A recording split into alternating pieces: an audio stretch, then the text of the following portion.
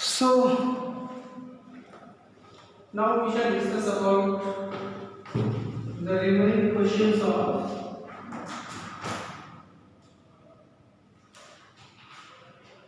this chapter.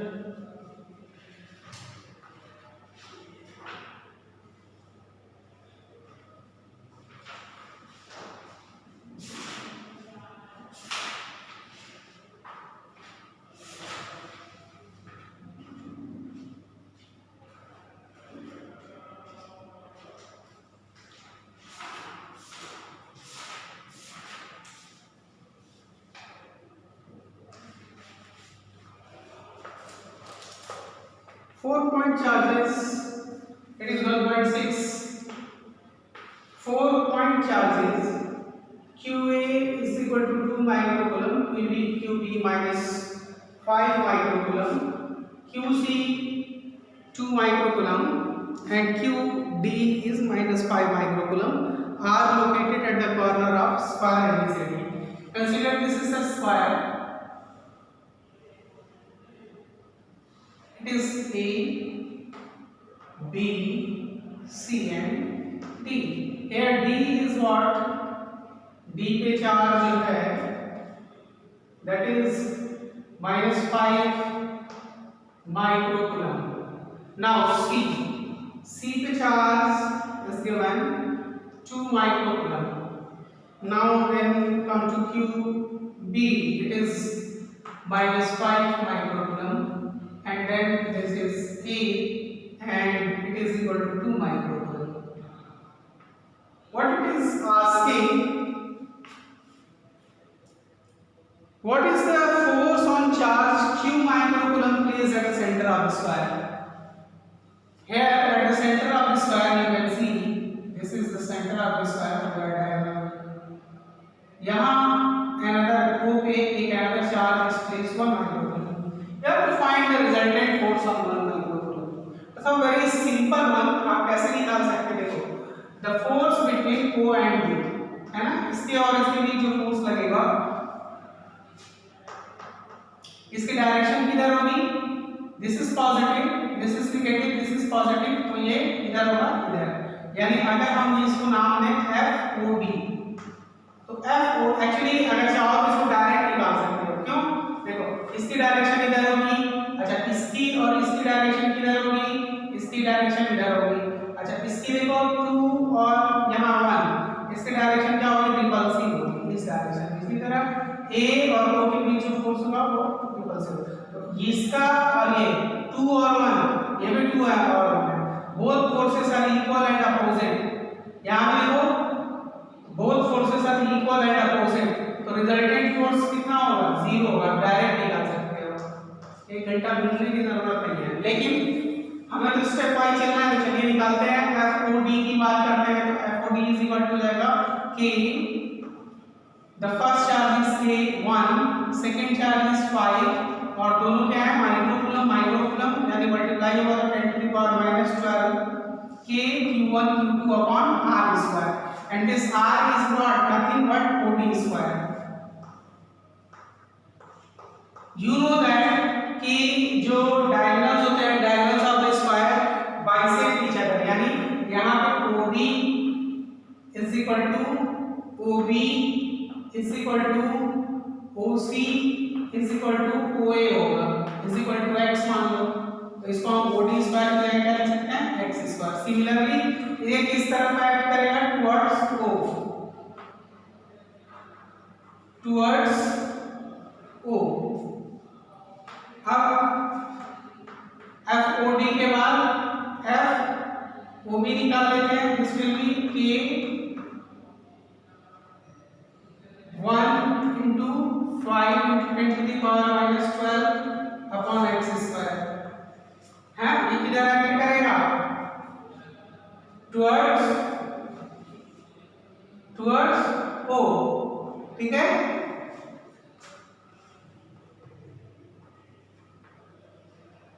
Towards O,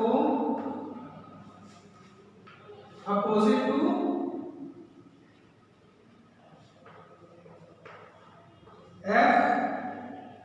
FOD.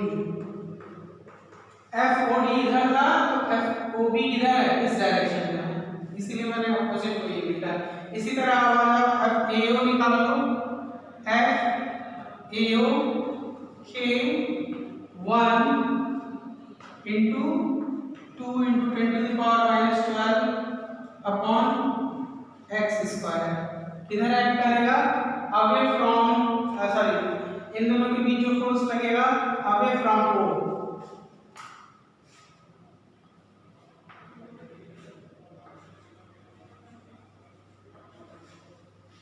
Away from. Similarly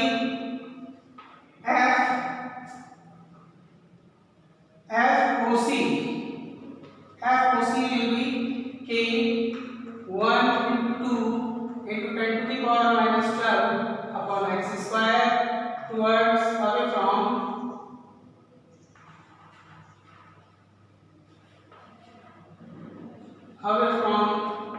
O, away from O, लेकिन किस direction में act करेगा, opposite O, opposite to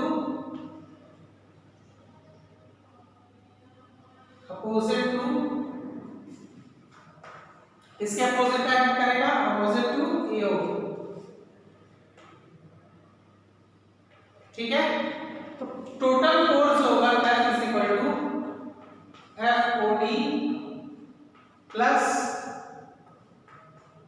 FOB plus FOA plus FOC।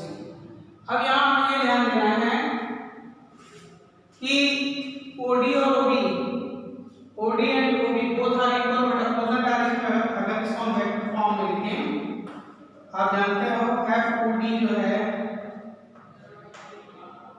FOB के बराबर ही है लेकिन अपोजिट है, इसको हम ऐसे लिख सकते हैं।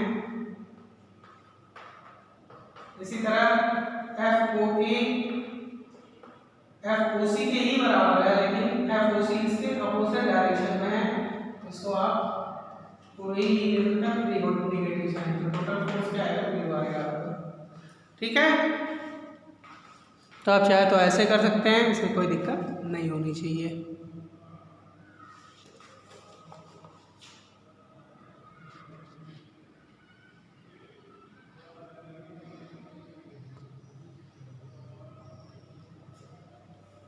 चलिए अब आगे चलते हैं।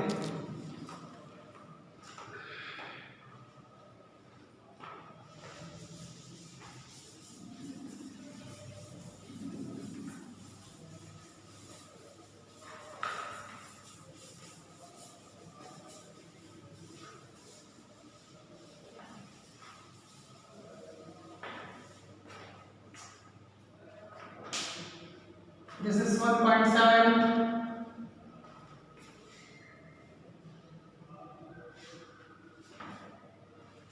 An electrostatic field line is a continuous curve, that is, a field line cannot have sudden break. Why not? Electric field lines होती हैं, वो क्या होती है, is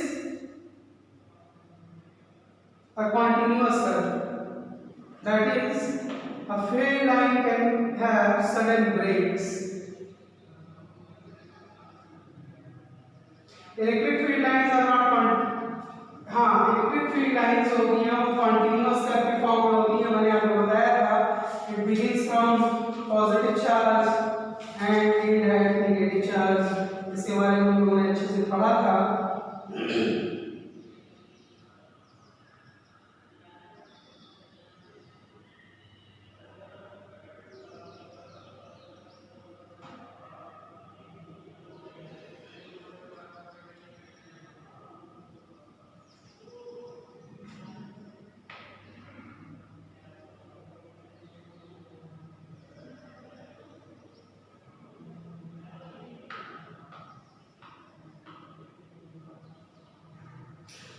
इसको आंसर आपको लिखना आना चाहिए। An electric field lines is a continuous curve. जैसे अगर ये वन पॉजिटिव चार्ज है and this is a negative charge, ये देखो ऐसे जाता है ना, कंटीन्यूअस है, कहीं बीच में टूटा नहीं है। या किसी सिंगल चार्ज के लिए भी आप देख लो, अगर पॉजिटिव चार्ज है तो ये इनफाइनाइट डिस्टेंस तक जाता है ना, इनफाइनाइट डिस्टेंस रखना, ये इधर डॉट दिखा रहा हूँ मतलब इंफिनिटी तक जा रहा है, ठीक है, इधर दिखा रहा हूँ मतलब ये इंफिनिटी तक जा रहा है, ठीक। ये बीच में कहीं ब्रेक नहीं होता है, इसका कारण यही है कि an electric field line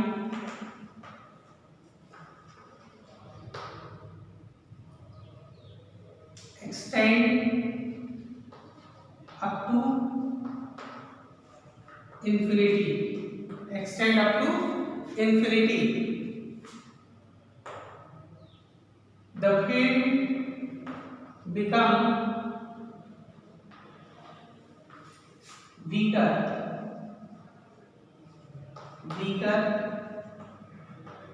with distance according to relation।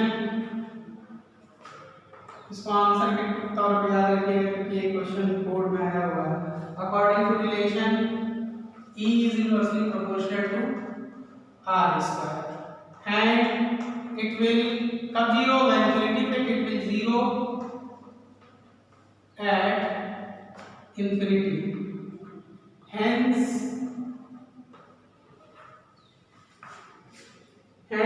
इसीलिए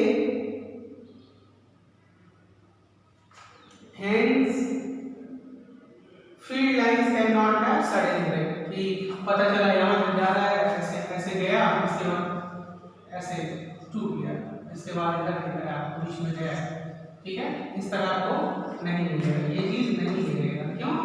क्योंकि electric field line extend up to infinity, ठीक है, ये चीज आप याद रखनी है। E is inversely proportional to R square and it will zero at infinity, hence we can't get abrupt breaks in field lines। चलिए इसका समाधान हो गया क्यों फील्ड लाइंस में अब्रप्ट ब्रेक्स नहीं होते हैं। नेक्स्ट है explain why two line electric field lines can never cross each other at any point, बार बार बताया है। इसका आप क्या लिखोगे answer, if two lines intersect each other at any point, at the point of intersection there we can draw two tangents which will give two direction of the electric field at the same point, which is not possible। जैसे दूसरा वाला जो है इसका वो ये कह रहा है कि ऐसा क्यों नहीं हो सकता है कि दो फील्ड लाइन एक दूसरे को इंटरसेक्ट करें, तो आप क्या कहोगे, let two field lines are intersecting each other, then at the point of intersection हम दो फील्ड लाइंस ड्रॉ कर सकते हैं, डायरेक्शन फील्ड लाइन की दो डायरेक्शन, हमें डायरेक्शन पता है कैसे फाइंड करते हैं, by drawing the tangent on the electric field line. तो यहाँ तो आप इस तरीके से टेंजेंट ड्रॉ कर सकते हैं। तो you are seeing that at point 2 one direction is here and other is here, which is impossible। Why? We know that electric field can have only one direction at any point, ठीक है। So no two field lines can intersect each other, इसका answer यही आपको लिखना है, no two field lines intersect each other because at any point on an electric field line we can draw only one tangent to give a direction। इसके बाद 1.8 है, question number 1.8 देखते हैं।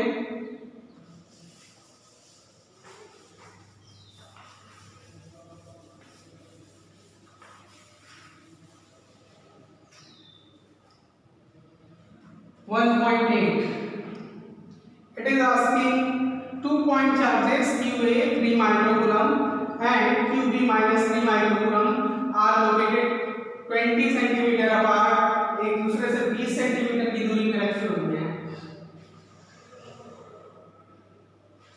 Here this is QA, इसकी value दी हुई है 2 microcoulomb and here QB it is given minus 5 microcoulomb and QC and QB sorry पहले वाला a system of 3 QA is 3 and QB is -3 microcoulomb. ये क्या हो गया, डाइपोल हो गया। Two equal and opposite charges are located 20 centimetre apart. इनके बीच की दूरी कितनी है? It is given 20 centimetre, 20 centimetre apart. इसमें first question A is asking about what is the electric field at point at the midpoint O of the line AB joining the two charges। बहुत ही simple है, mid point ये होगा O, यानी यहां से इसकी दूरी हो गई 10 सेंटीमीटर या 0.1 मीटर हम यही कर लेते हैं, और यही दूरी कितनी हो गई 0.1 मीटर। सेंटीमीटर को मीटर में बदल दिया है। अब आगे देखिए आप, यहाँ इस पॉइंट O के लिए टोटल इलेक्ट्रिक फील्ड फाइंड करने के लिए करा, तो आप जानते हो ए की हम यहाँ क्या मान लेते हैं, यहाँ मानो Q नॉट रखा हुआ है, 1 माइक्रोकूलम का कोई चार्ज रखा हुआ है। तो सबसे पहले हम EA निकालेंगे और इसकी डायरेक्शन देखेंगे। EA का मतलब इसकी वजह से यहाँ इलेक्ट्रिक फील्ड, यानी ये क्या हो जाएगा कि QA अपॉन ये डिस्टेंस कितनी हो जाएगी A का स्क्वायर। तो K की वैल्यू आप जानते हो 9 × 10⁻⁹। QA की वैल्यू आपको पता है, it is given 3 microcoulomb and the distance is 0.1 into 0.1, so the value comes to be 27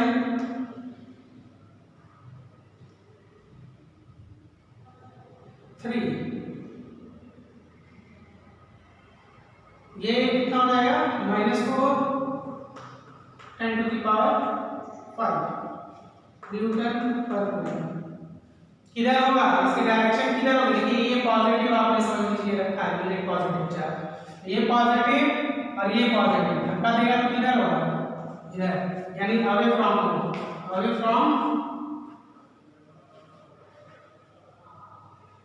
ये हो जाएगा। अब EB निकालिए, तो ये हो जाएगा कि QB अपॉन BO का स्क्वायर। K की वैल्यू 9 × 10⁹, QB की वैल्यू कितनी हो जाएगी, QB is again 3 upon 0.1 × 0.1। Okay, यहाँ तक किसी को दिक्कत नहीं होगी, आप जानते हो। चलिए 3 रह गया, 3 माइक्रोकूलम। ये वैल्यू भी आपके पास कितनी रहेगी, वही जो आपके पास पहले आई थी 27 × 10⁵ न्यूटन पर कूलम। लेकिन इसका डायरेक्शन क्या होगा, देखो ये पॉजिटिव है एंड दिस इज नेगेटिव, तो ये डायरेक्शन की किधर होगी, इधर, तो ये भी क्या होगा अवे फ्रॉम O।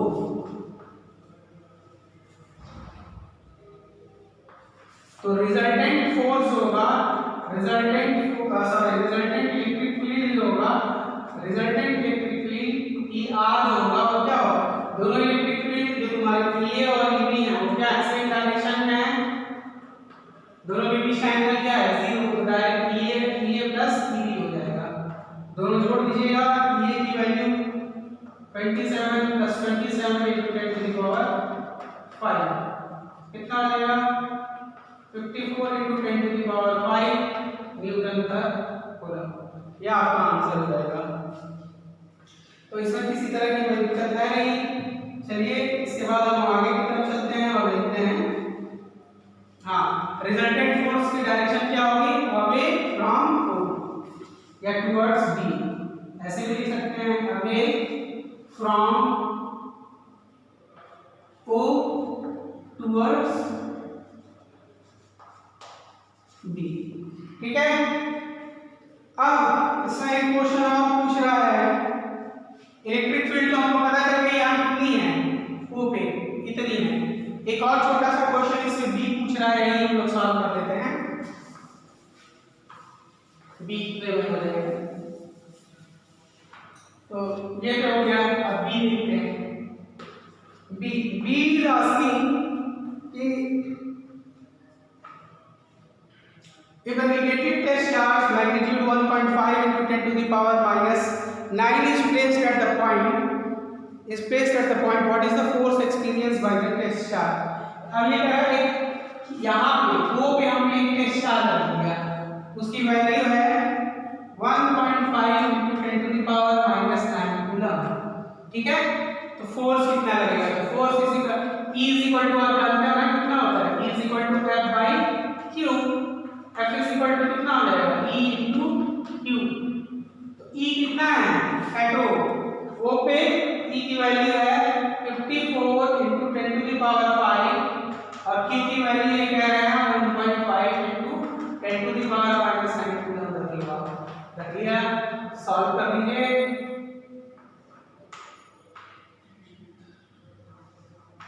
ठीक है, तो this will B 81 into 10 to the power minus 4 Newton. तो इतना 81 into 10 to the power minus 4 जो है इसका फोर्स हो जाएगा। आगे डायरेक्शन इसकी जानते ही हैं, रिजल्टेंट इलेक्ट्रिक फील्ड है टुवर्ड्स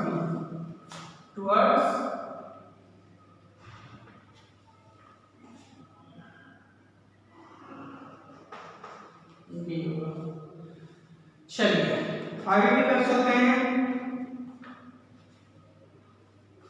1.9 आई डोंट थिंक इसमें किसी तरह का कोई डाउट होना चाहिए, सिंपल क्वेश्चंस हैं, बिल्कुल डायरेक्शंस आपको याद रखनी है, बाकी और कोई दिक्कत नहीं होने वाली है। हाँ, now again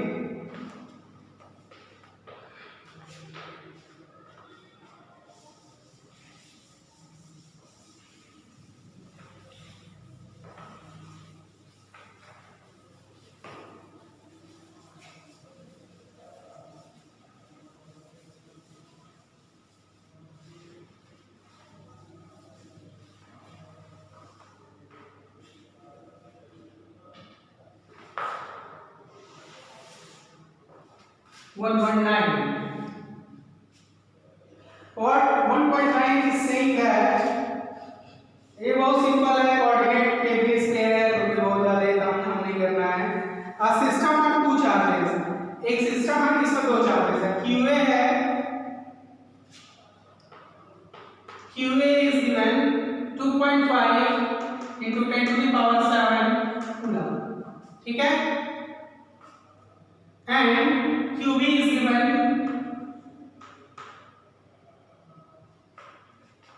minus 2.5 into 10 to the power 7 coulomb. तो डायपोल लग रहा है, इक्वल और अपोजिट चार्ज है।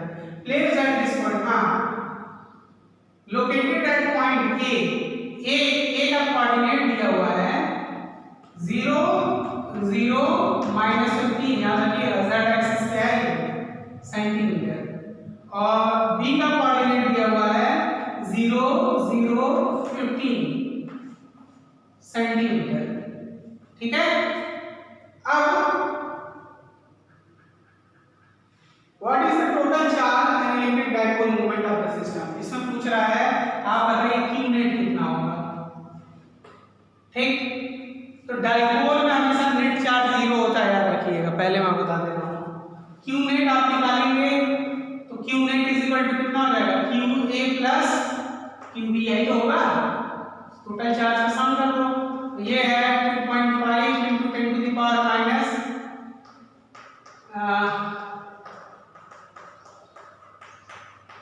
ये माइनस है, तो कितना हो जाएगा? 0 हो जाएगा। दूसरी चीज डाइपोल मूवमेंट निकालना है, तो पहले चलिए देखते हैं, प्लेन ड्रॉ कर लेते हैं, कहाँ आपके चार्जेस हैं उसका अंदाजा लगा लेते हैं। मान लीजिए आपका ट्रेडिशनल y हुआ करता था, एक ट्रेडिशनल x और एक ट्रेडिशनल z हुआ करता था। तो पहला चार्ज जो है QA आपका जो है वो z पे है, यानी यहाँ कहीं है। तो यही मान लीजिए this is 15 centimetre from origin, तो ये हो गया 0 0 0 0 -15 है, तो ये कहाँ जाएगा? अंदर की तरफ जाएगा। चलिए इसको प्लस, और ये है आपका अंदर वाला, यानी इस एक्सिस पे है ये माइनस है, तो ये हो गया 0 0 -15, एक तो ये हो गया। एंड अगेन दूसरा बी वाला क्या है, बी वाला आपका जेड एक्सिस पे है, जेड एक्सिस पे, अच्छा एक नेगेटिव जेड एक्सिस पे और एक पॉजिटिव जेड एक्सिस पे है। तो पॉजिटिव जेड एक्सिस पे ये हो गया, ये आपका हो गया बी और ये हो गया आपका ए, ठीक, ये आपका ये हो गया। अब इन दोनों के बीच की दूरी आप देख लीजिए कितनी हो जाएगी, कितनी, यानी A B is equal to कितना हो गया जेड एक्सिस पे 15 प्लस 15 30 सेंटीमीटर, ठीक है। और dipole moment is equal to क्या होता है, P is equal to Q into 2a, यही होता है ना, P इंटू Q है, और नेगेटिव चार्ज से पॉजिटिव चार्ज की तरफ डायरेक्शन होती है। तो Q की वैल्यू इज आपने एक चार्ज को ले लिए 2.5 into 10 to the power minus minus 7 plus 7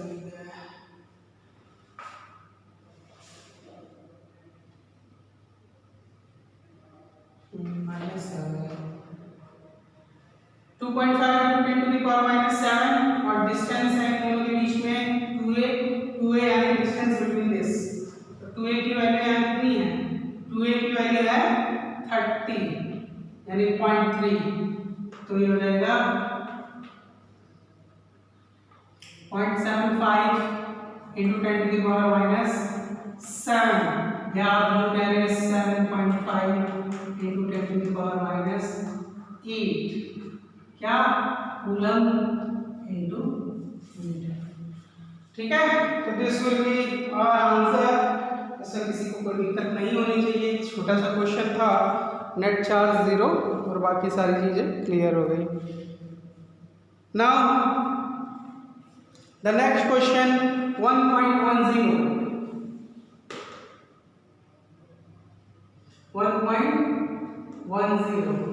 it is asking a system has two charges QA and QB, अच्छा, and electric dipole with dipole moment, it has already given dipole moment, it is equal to 4 into 10 to the power 9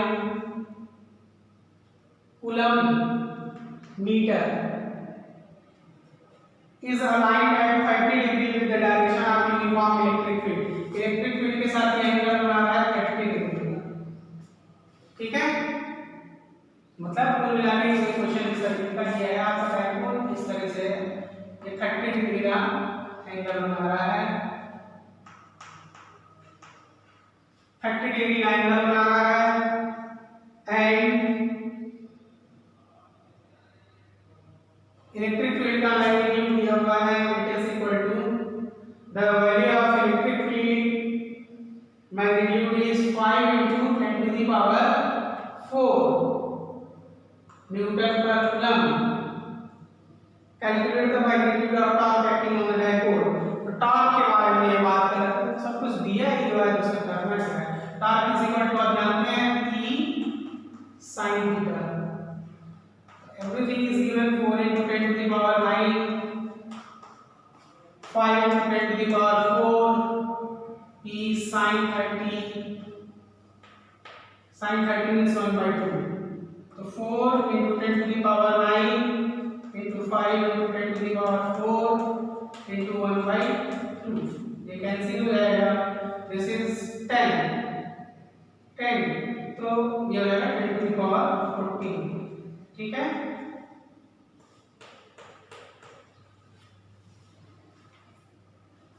तो ये हो गया हमारे पास 9.10 में solve हो गया, इससे कोई बहुत बड़ी चीज नहीं थी।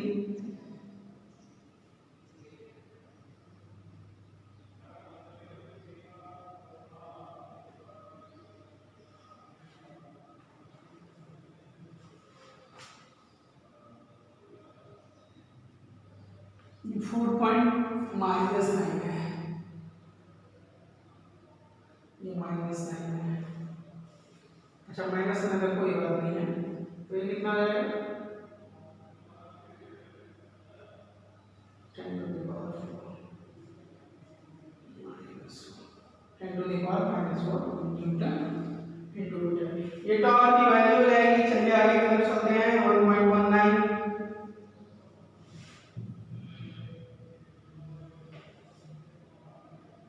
1.19 एक थॉट प्रोसेसिंग क्वेश्चन है, इसको कर लेते हैं, मजा आएगा ऐसे करने में।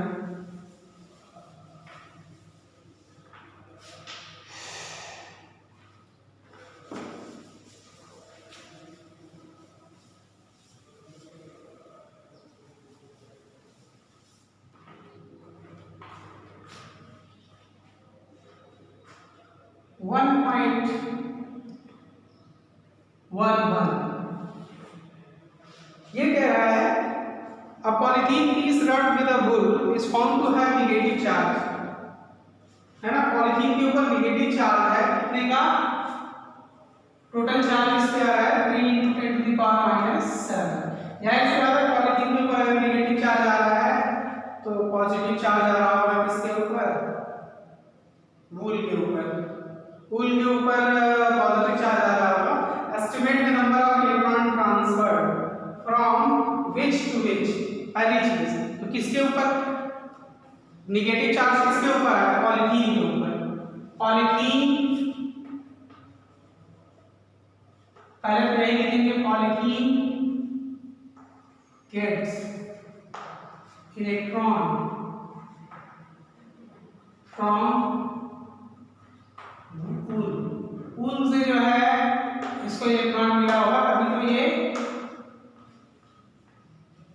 गेन कर रहा है, यानी इसके ऊपर जो चार्ज आएगा वो क्या आएगा? हाँ, नेगेटिव चार्ज आ रहा है इस पे। अब आगे ये कह रहा है आप बताओ कि कितने नेगेटिव चार्ज ट्रांसफर्ड हुए। तो बहुत ही सिंपल है, आप जानते हो क्वांटाइजेशन का रूल रेगुलेशन लगा बिना कितना हो जाएगा? नेगेटिव आएगा क्योंकि गेन हुआ है इलेक्ट्रॉन, Q = Ne। तो Q is what? -3 × 10⁻⁷. This much charge, and this is -n, and E is equal to 1.6 × 10⁻⁹. Then what will happen?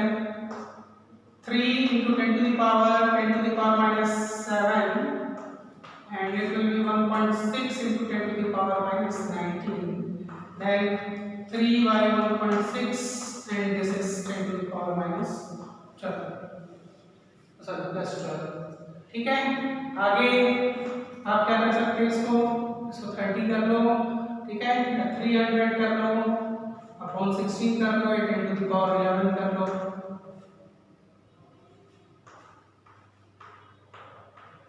ठीक है, अगेन सॉल्व करो।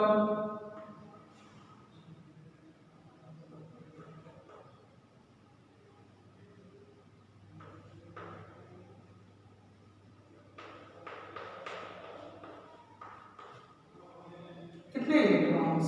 This much electrons has been gained. इतने electron किसने किया?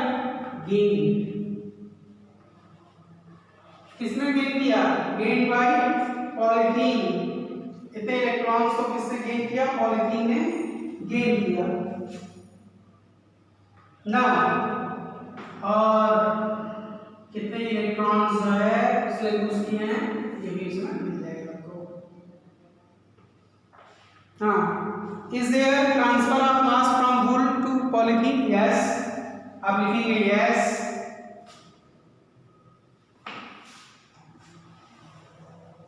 Yes,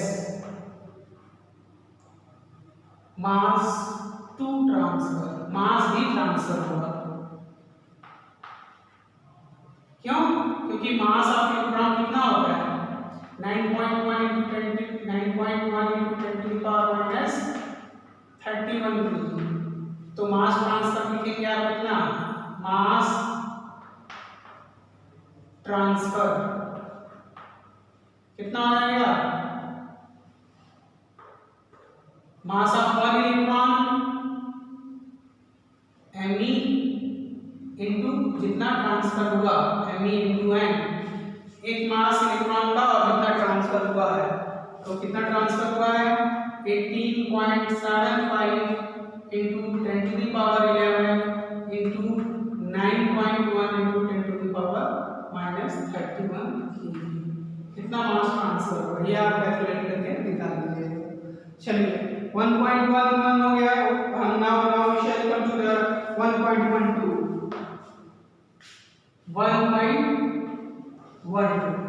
यार किसी साहब को दिक्कत नहीं होनी चाहिए। चलिए आगे चलते हैं।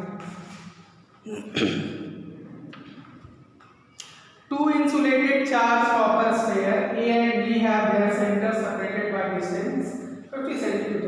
दो चार्ज कॉपर स्फीयर हैं, एक है A and the other is B। Both are separated by a distance of 50 cm या बेटर B से 0.5 मीटर। ठीक है 50 सेंटीमीटर को हमने मीटर में बदल लिया है। What is the mutual force of electrostatic repulsion if the charge on each is 6.5 into 10 to the power minus 7? तो मतलब बहुत सिंपल है यार। दोनों पे चार्ज दिया हुआ है कि इसमें भी चार्ज कितना है, मतलब कुल मिला के हमें फोर्स निकालना है। Force is equal to K Q1 Q2 या QA QB upon R square. जहां दिया हुआ है K की value 9 into 10 to the power 9, QA और QB दोनों बराबर दिए हुए हैं, दोनों की वैल्यू भी है 6.5 into 10 to the power minus 7, 6.5 into 10 to the power minus 7 upon distance 6.5 into 0.5। ठीक है सॉल्व करते हैं तो ये हो जाएगा 30, ये हो जाएगा 13।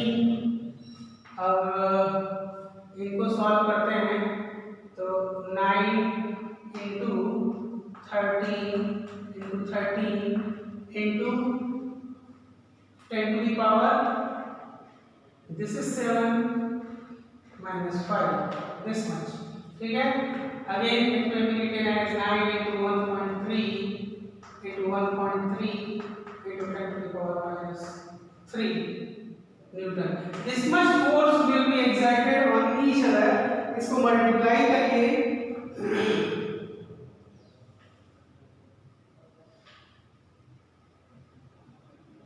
मल्टीप्लाई करने पे जो वैल्यू है 1.52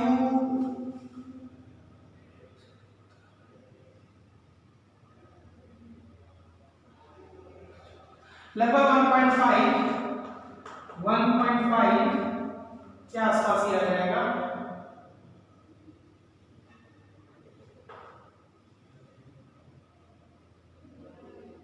1.5 into 10 to the power minus 2 Newton के आसपास आ जाएगा। तो this much force will be experience nearly आएगा, एग्जैक्ट बिल्कुल वही नहीं आएगा। तो हम आगे की तरफ चलते हैं। दूसरा क्वेश्चन इसमें पूछ रहा है कि what is the force of repulsion if each sphere is charged double the above amount and the distance between them is half।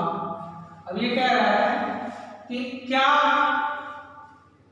तब क्या होगा जब QA is equal to QB is equal to कितना हो जाए, चार्ज डबल हो जाए, है ना। कितना हो जाए या ऐसे समझो कितना हो जाए, अभी जो नया चार्ज है वो हो जाए 2 times 6.5 into 10 to the power minus 7 ये हो जाए। और डिस्टेंस जो है r जो है वो कितना हो जाए r/2। तो फोर्स देखो कितना हो जाएगा k डबल हो जा रहा है 2q1 या qa 2qb अपॉन r/2 का होल स्क्वायर। तो टोटल कितना हो जाएगा देखो k QA QB इसको कैपिटल लीजिए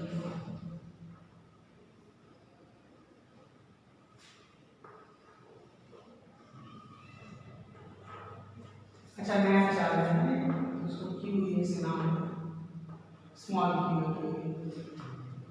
अब इसको जब हम सॉल्व करेंगे तो के क्यू ए क्यू बी और ये 2 into 2 4 और ये आर स्क्वायर, ये 4 भी ऊपर जाएगा तो कितना हो जाएगा 16 अपॉन आर स्क्वायर। देखो इतने की वैल्यू कितनी आएगी, इतने की वैल्यू आएगी दिस मच। तो नया फोर्स जो हो जाएगा वो कितना हो जाएगा, इतने की वैल्यू कितनी आएगी 1.5 into 10 to the power -2 और इसकी वैल्यू कितनी चेंज हो गई 16 है। तो this will be 24 into 10 to the power -2 या 0.24 न्यूटन। ठीक है, तो ये हो जाएगा। तो इस तरीके से इसको सॉल्व कर लेंगे। चलिए इससे किसी तरह की कोई प्रॉब्लम नहीं होनी चाहिए, सिंपल मैथमेटिक्स। चलिए अब आगे की तरफ चलते हैं, दैट इज 1.13।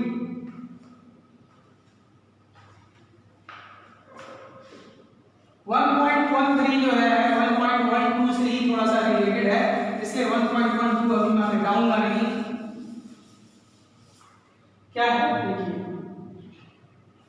1.13 में कह रहा है suppose a sphere A and B in exercise 1.12, यानी इस एक्सरसाइज में have identical size, a third sphere of the same size, but one charge is brought in contact with the first। अब देखिए इसमें आपके वही पहला चार्ज क्यू ए है, ये है Q A and this is Q.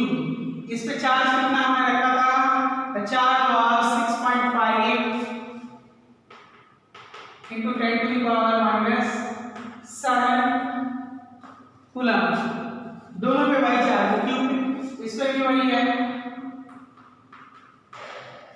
अब ये कहता है कि सपोज ए एंड बी है identical size, a third sphere of same size, एक तीसरा स्फीयर भी अब लाया जा रहा है, brought in the contact with the first, पहले वाले के कांटेक्ट में लाया जाएगा। ये आपका क्यूसी, ये अनचार्ज, लेकिन जब इसके कांटेक्ट में लाया जाएगा तो आपको याद होगा चार्जिंग बाय कंडक्शन। अब जब इसको सेपरेट किया जाएगा तो आफ्टर सेपरेशन, ध्यान से देखिएगा एक step, after separation charge on A is equal to C और वो कितने के बराबर होगा 6.5 into 10 to the power -7 by 2। इसका चार्ज प्लस इसका चार्ज बाय 2 एक भी पार्टीशन हो जाता है। ठीक है, तो कितना बचेगा यहाँ पे,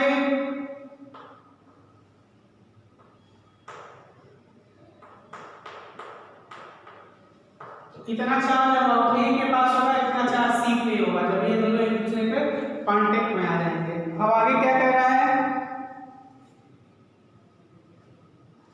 then brought in contact with the second, a third charge of the same size but uncharged is brought in the contact with the first, then brought in contact with second। उसके बाद अब क्या भी इसका मन भरा नहीं है। अब देखिए यहाँ के बाद अब इसके ऊपर कितना चार्ज हो गया, अब इसके पास यहाँ पे अब इस पे यानी सी पे चार्ज कितना होगा, सी पे चार्ज है 3.25 into 10 to the power -7। अब क्या रहा है कि अभी इसका मन नहीं भरा है, अब ये किसके पास जाएगा, बी के पास ही जाएगा। पहले तो ए पे आएगा, ए से सी टच हुआ, अब सी किससे टच होगा, ए से। इसके पास चार्ज कितना है 6.5 into 10 to the power -7। अब क्या होगा, नाउ चार्ज इक्वी पार्टीशन होगा, charge on A is equal to charge on C, और कितना होगा, वो होगा QC plus QA upon 2। QC के पास अभी कितना चार्ज है 3.25 और इसके पास कितना है plus 6.5 by 2 into 10 to the power -7। Solve करिए, देखिए कितना आएगा, ऐड करिए तो ये आएगा 9.75 7 into 10 to the power -7 कितना हो गया?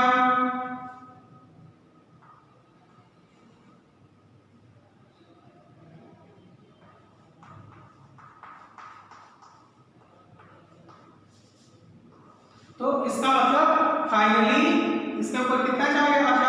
4.875 into 10 to the power -7, इसको आप nearly equal to 4.9 into 10 to the power -7 लिख सकते हैं। चलिए अभी मामला देखते हैं खत्म हुआ या आगे भी कुछ है? हाँ, अब कह रहा है व्हाट इज द न्यू, अच्छा अब देखिए what is the new force of repulsion between A and B. अब कह रहा है अब आप बताइए इसके बाद इतना सारे कहानी होने के बाद अब ए और बी पे कितना फोर्स लग रहा होगा। अब आपको फोर्स निकालना है। Now you have to calculate the force. चलिए अब देख लेते हैं कितना फोर्स बच गया हम लोगों के पास।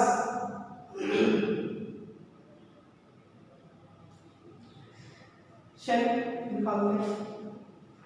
नाउ अब देख लीजिएगा, अभी मैं इसको नहीं उठाऊंगा, अभी तक फोर्स हमारे पास टोटल कितना आया था?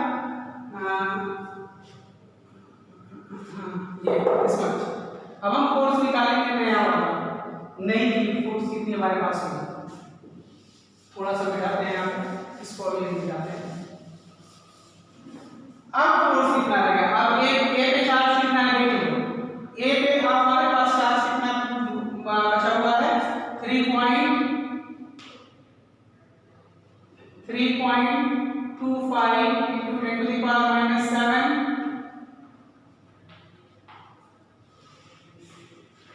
बी पे चार्ज कितना बचा हुआ है? 4.87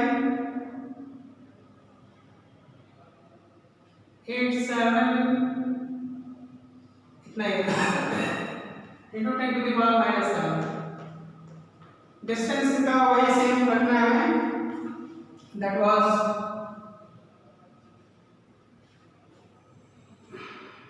डिस्टेंस कितना 50 सेंटीमीटर 0.5। अब फोर्स कितना आ जाएगा?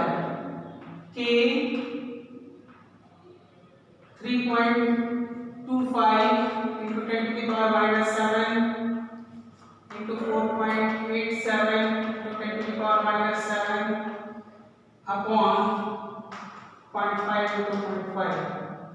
ठीक है।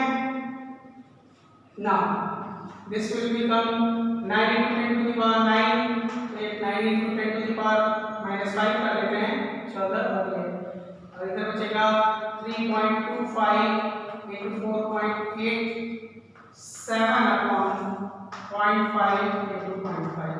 इसको आप सॉल्व करोगे तो आपका रिजल्ट जो आएगा क्या होगा? अब जो फोर्स होगा वो थोड़ा घट जाएगा और इसकी वैल्यू कितनी हो जाएगी?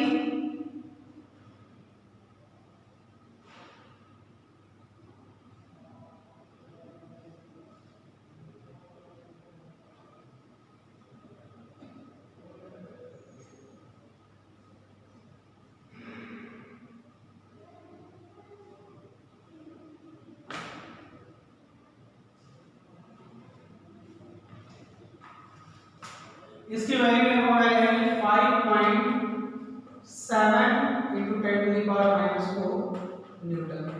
तो 5.7 into 10 to the power -4 Newton जो है ये 0.24 से तो काफी कम है। तो इस चीज को हमको ध्यान में रखना है। आप चाहे तो देख सकते हैं 5.757 माइनस कर लीजिएगा। ठीक है, तो ये देख लीजिए पहले कितना था? इतना, लेकिन जब थर्ड अनचार्ज पार्टिकल से हमने इसको टच कराया तो इस तरह से इतनी फोर्स जो हमारे पास बची। तो it was a very good question. Now again 1.14 ये कई बार जो है बोर्ड के एग्जामिनेशन में आ चुका है, इसलिए बड़े ध्यान से देखिएगा। इसको हम करते हैं।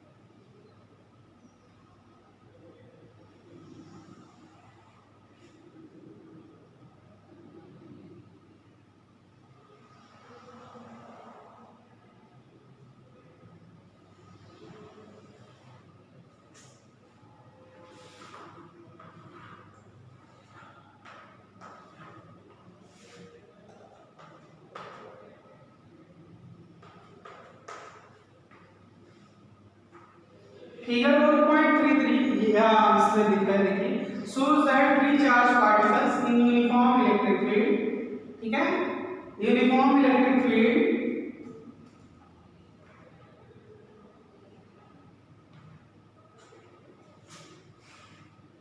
give the sign of 3 charges, which particle has the highest charge to the mass ratio. आपको बताना है which has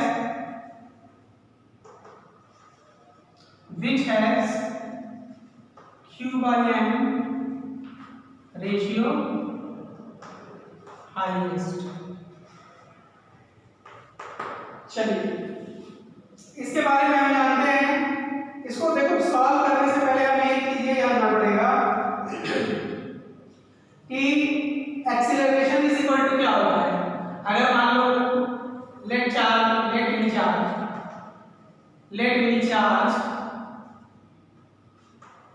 q, ठीक है, अब एक्सीलरेशन इज इक्वल टू क्या होगा, फोर्स अपॉन मास, यही होता है। And force is equal to nothing but q into e, यही होता है ना। तो क्या आप जानते हो e इज इक्वल टू क्या होता है, फोर्स बाई q, ठीक। तो फोर्स इज इक्वल टू क्या हो जाएगा, q इनटू e हो जाएगा अपॉन m। यहां तक किसी को प्रॉब्लम नहीं होती है। तो इसका मतलब ये हुआ acceleration is equal to q e by m।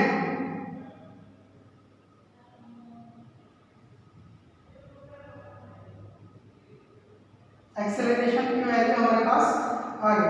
अब मान लो यहाँ जितने भी चार्जेस हैं, एक चार्ज ये है, एक चार्ज ये है, एक चार्ज ये है, ठीक है।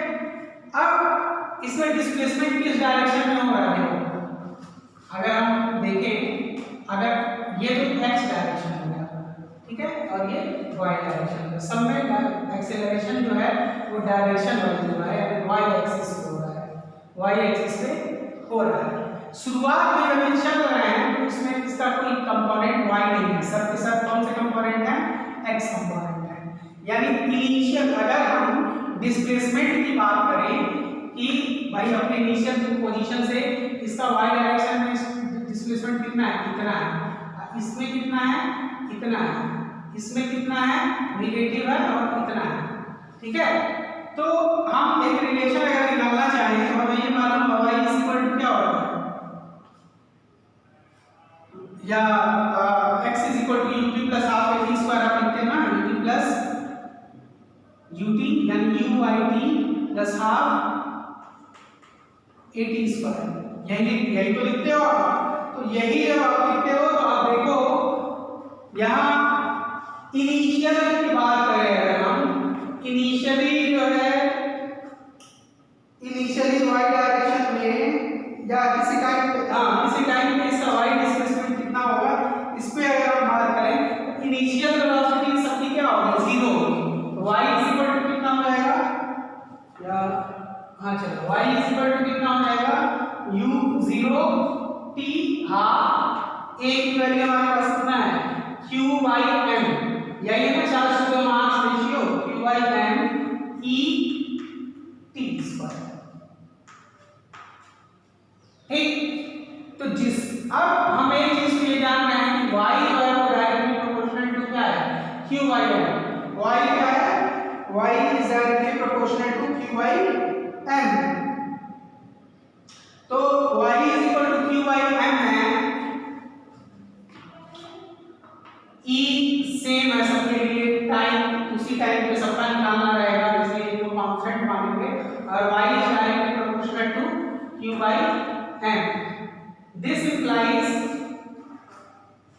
greater the displacement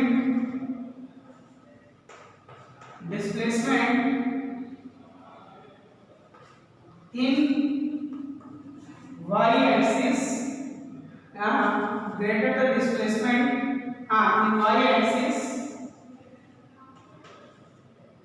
greater will q by m ratio, charge to mass ratio, ठीक है। समझ में आ गया आपको। इसका मतलब सबसे ज्यादा डिस्प्लेसमेंट किसका हो रहा है? थर्ड। तो third particle will have highest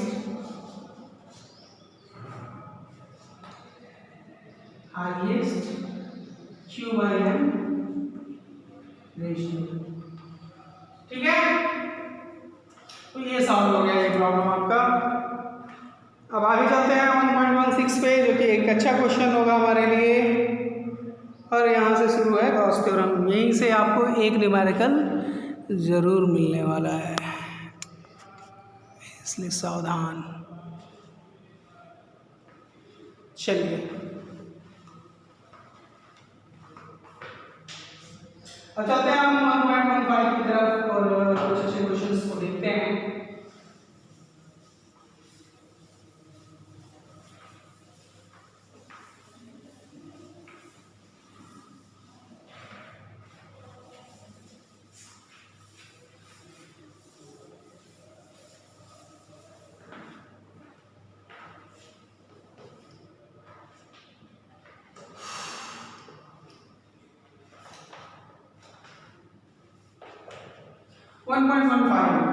Consider the uniform electric field. एक इलेक्ट्रिक फील्ड है भाई E is equal to 3 into 10 to the power 3 I direction, I positive है, यानी x एक्सिस पे ये डायरेक्टेड है।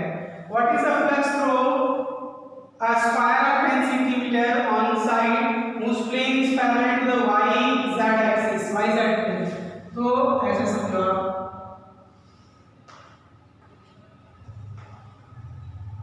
ये आपका y हो गया x एंड z, यानी जो आपका इसके पैरेलल है, यानी आपका जो ये